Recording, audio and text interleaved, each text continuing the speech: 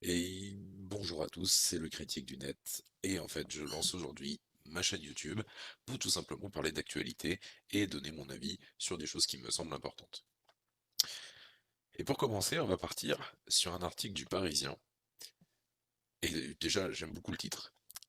Arrêté sur le port du masque obligatoire, retoqué, la décision peut-elle faire jurisprudence? Rien que le titre, moi, ça me vend du rêve. Donc on va aller voir un petit peu ce qu'il se passe. Portant atteinte aux libertés individuelles, l'arrêté imposant le port du masque dans le Bas-Rhin a été retoqué. D'autres procédures pourraient suivre en France.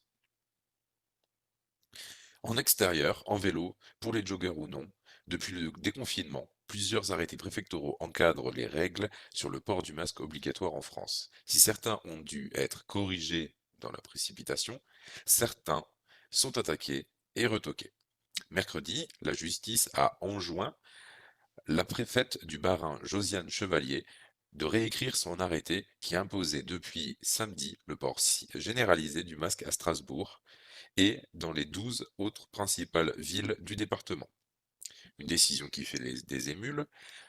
Un avocat promet déjà d'attaquer tous les arrêtés imposant le port du masque en extérieur. Rien que là, moi je crie à la débilité humaine. C'est-à-dire qu'on a un avocat qui nous dit qu'il va attaquer tous les arrêtés imposant le port du masque en extérieur. Et alors le plus drôle, c'est qu'on va voir par la suite que la personne se dit ne pas être anti-masque, excusez-moi. Ce qui quand même, à mon goût, est un gros foutage de gueule complet. C'est-à-dire que là, on a des personnes qui se disent, n'étant pas anti-masque, mais nous disant, oui, mais non, mais faut pas que le masque il soit porté en extérieur. Bon, alors en fait, c'est pas la question de savoir ce que eux ont envie de faire, c'est la question de savoir ce qu'on fait pour protéger les personnes qui peuvent euh, être atteintes par le Covid de manière dangereuse. C'est-à-dire nos personnes âgées, les personnes qui ont des problèmes de santé, etc. Ce n'est pas une question juste de savoir si ce petit monsieur a envie de porter son masque en extérieur. La question ne se pose pas en fait. La question c'est de savoir si le port du masque est intéressant ou pas. Et on va voir en fait que ça part sur des petites contradictions qui, à mon sens, révèlent un vrai problème. Je continue. Une atteinte immédiate à la liberté d'aller et venir et à la liberté personnelle des personnes appelées à se déplacer dans les communes concernées. Alors, rien que cette phrase.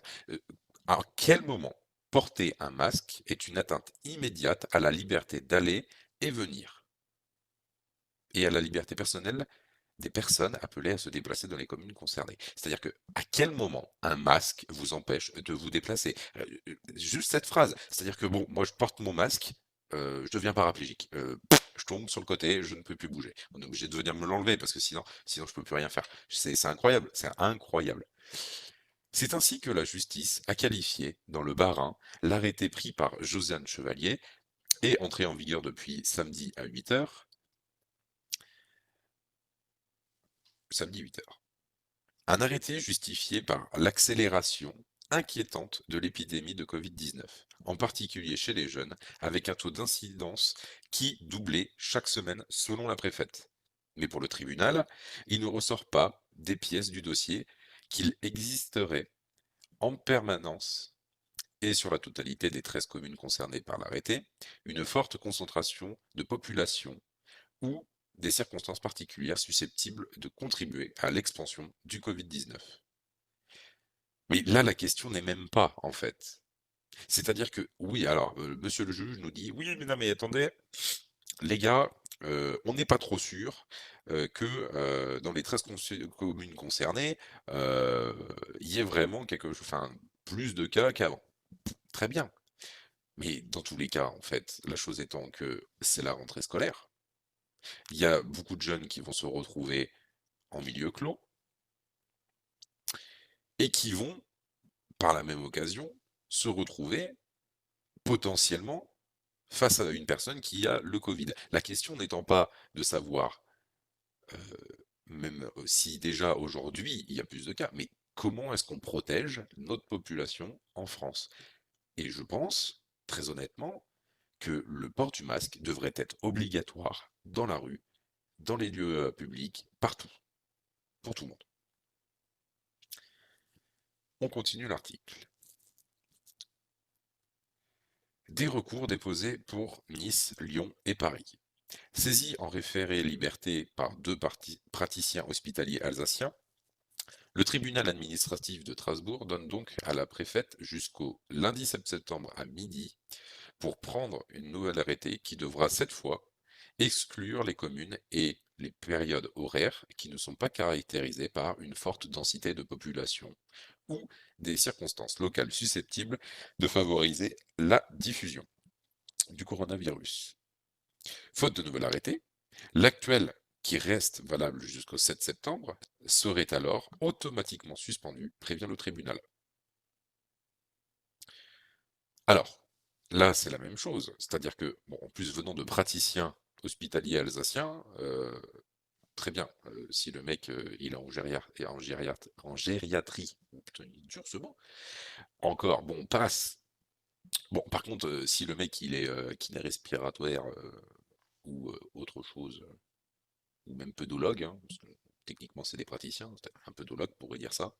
Bon, là on n'a pas de nom, on ne connaît pas leur métier, leur profession.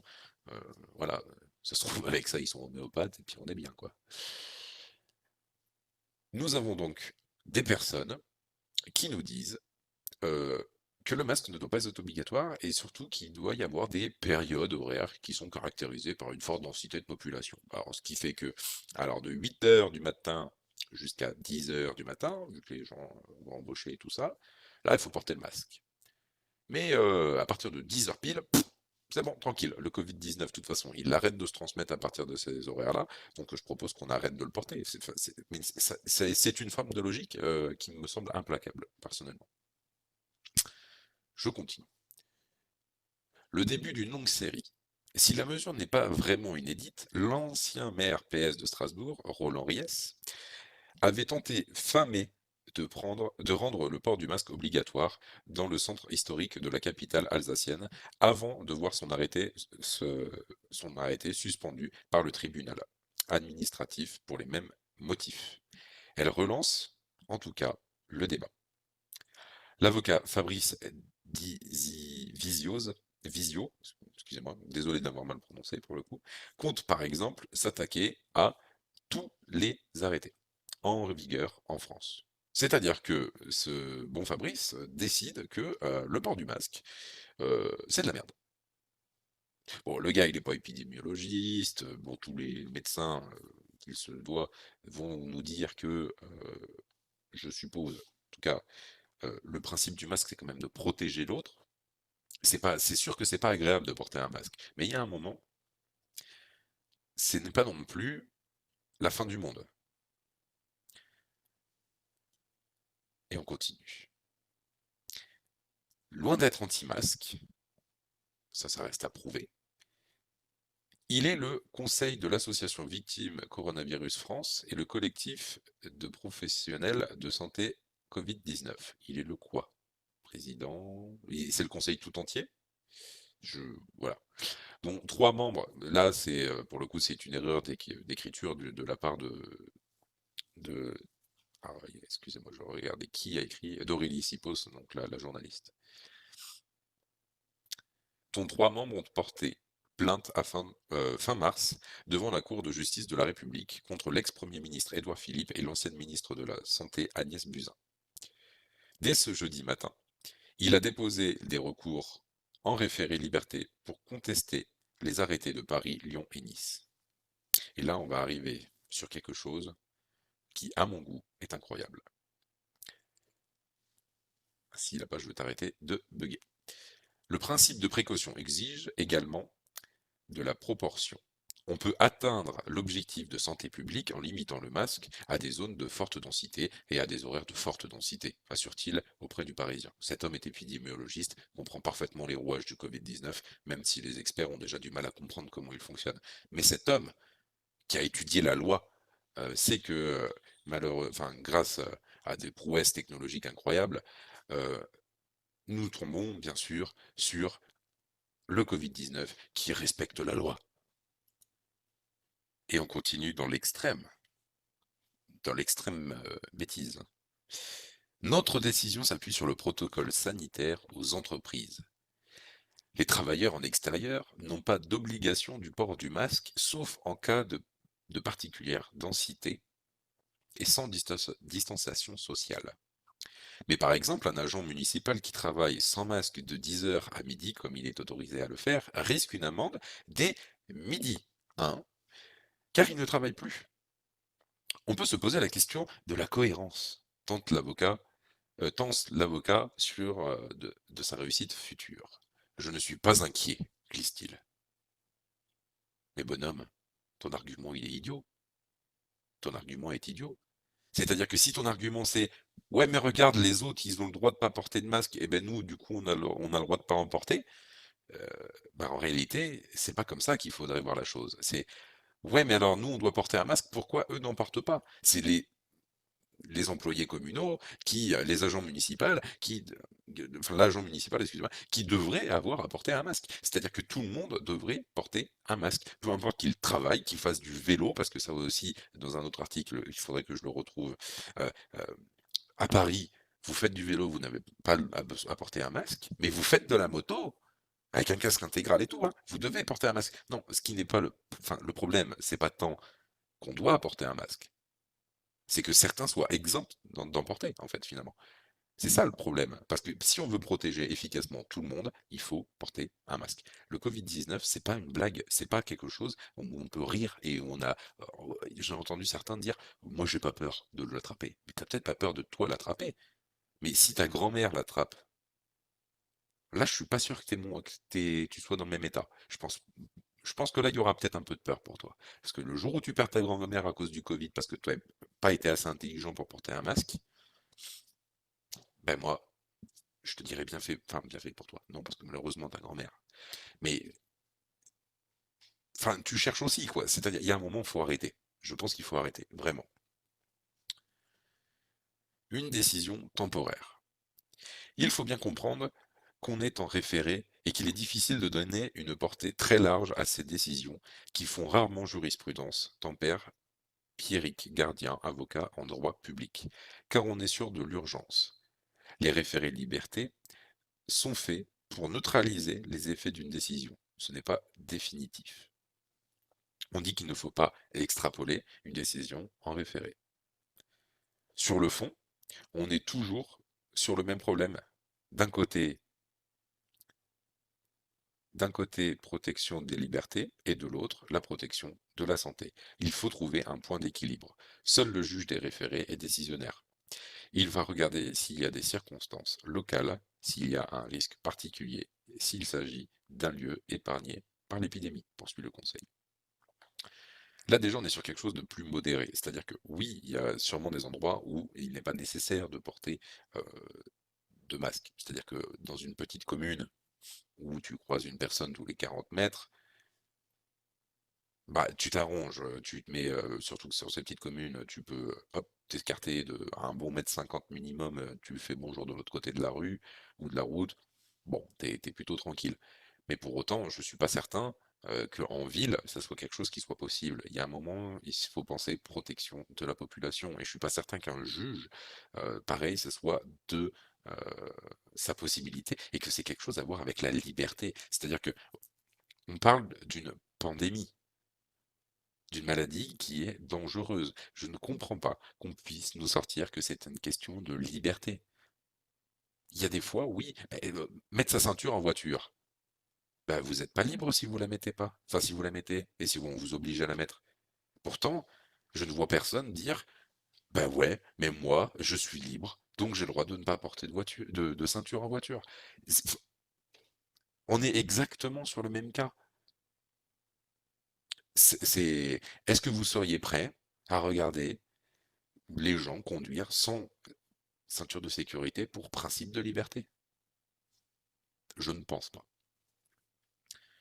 Dans les Pyrénées-Atlantiques, ce ne sont pas les impératifs sanitaires qui ont abouti à la suspension de l'arrêté sur le port du masque, mais l'absence d'un document administratif indispensable, révèle le quotidien Sud-Ouest.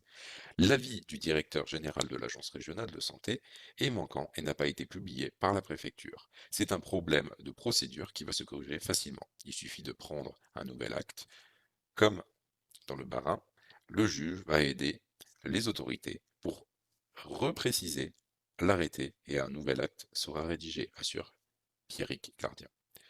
Non mais là, on en est quand même sur quelque chose. C'est-à-dire que dans les Pyrénées-Atlantiques, euh, l'arrêté n'a pas été mis, enfin, a été rendu caduque parce qu'il manquait un papier. Enfin, est-ce qu'on en est là? C'est-à-dire que le juge qui a fait, enfin, qui a autorisé ça, euh, il faut réfléchir, à mon goût. Et on avait ici des petits commentaires, et là, je vous invite à profiter, parce qu'on a des personnes très intelligentes dans notre pays. Enfin! Et elle doit faire jurisprudence, car marre de cette minorité de gens tenus par des lobbies et ces pseudo-politiciens arrivistes qui veulent décider systématiquement pour la majorité. Va te plaindre de la ceinture de sécurité, madame ou monsieur. Je ne comprends. Là, à mon avis, on est sur quelqu'un avec une QI inférieure à 10. Bon, enfin, on se réveille dans ce pays. Il était temps. Exactement la même chose. Et là, on a quelqu'un en fait qui réfléchit un peu.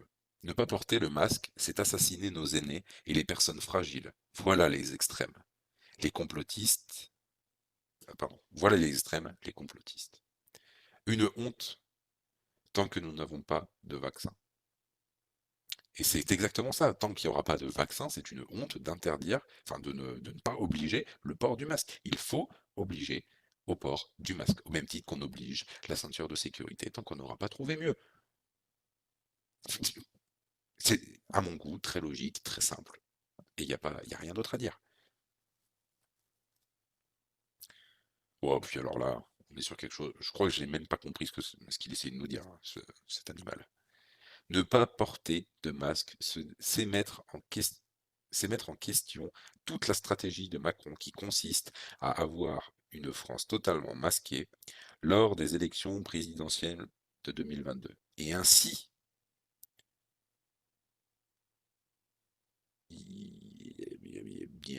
quelque chose, éliminer, éliminer sûrement, éliminer tous les raisonnables. C'est une stratégie de petits représentants de commerce qui enfonceraient le pays pour des décennies. Donc en fait, l'objectif de tout ça, c'est que Macron veut qu'on soit tous masqués pour les élections 2022. Et du coup, il repasserait au pouvoir. Mais oui, mais en fait, je comprends. C'est parce que si on a tous des masques en 2022, le manque d'oxygène, qui est complètement faux, parce que finalement, quand on porte un masque, on n'a pas de problème de manque d'oxygène. Il y a même un médecin qui a montré avec un oxygénomètre, ouah, enfin un appareil, que même avec 3 masques, il respirait encore parfaitement, qu'il n'y avait pas de CO2 en plus, qu'il n'y avait pas de souci pour respirer avec 3 masques les uns sur les autres. Alors un masque, ça ne va pas vous poser de soucis, il n'y a pas de problème. Vous pouvez porter un masque, vous n'allez pas vous étouffer. La seule chose, c'est que c'est difficile de respirer pour certaines personnes parce que l'air chaud reste dans le masque et en fait on n'a pas de changement de température comme on a quand on respire à l'extérieur. C'est-à-dire que quand vous respirez dehors, sans masque, vous sentez l'air passer, enfin voilà, la chaleur n'est pas contenue à l'intérieur du masque. C'est ça qui vous donne cette impression un peu bizarre de suffoquer pour certains. Mais détendez-vous, tout va bien se passer. C'est plus ça en fait la question.